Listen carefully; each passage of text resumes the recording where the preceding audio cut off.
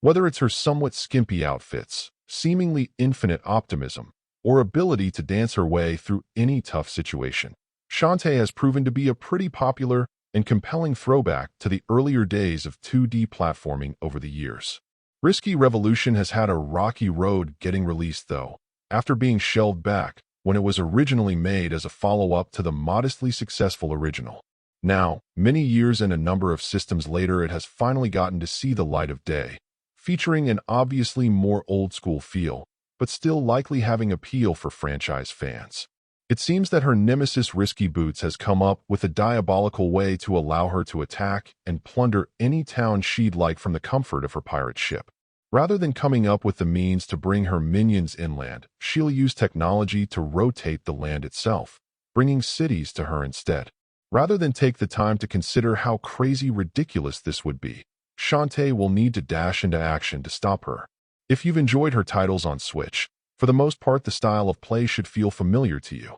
This is a pretty classically styled platforming adventure at the end of the day, with you exploring, taking out enemies with Shantae's signature hair whip move, discovering secret areas, and then using a number of transformations and abilities she'll acquire along the way to help you progress. You'll have the option to play it in its original form for full-on pixel lovers, an updated version that features modern high-quality character art and some other tweaks, or even a simple multiplayer game that offers some limited fun.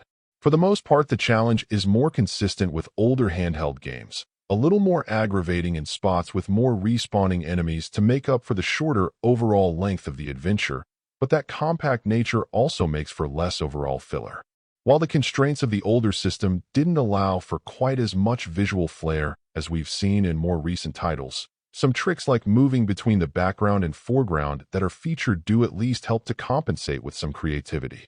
That can sometimes lead to at least some mild frustrations as your view can be obstructed, allowing for some cheap problems once in a while, but overall the flow of play is consistent with the series and the difficulty isn't too far above middle of the road overall.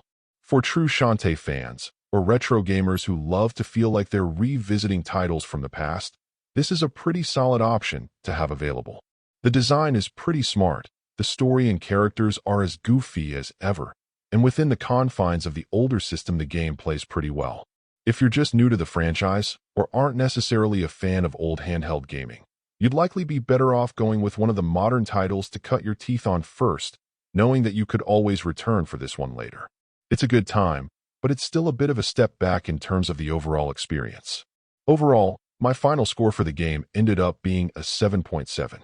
And if you're interested in picking it up, it's currently available on the Switch eShop for $24.99. Thank you for taking the time to listen to this review.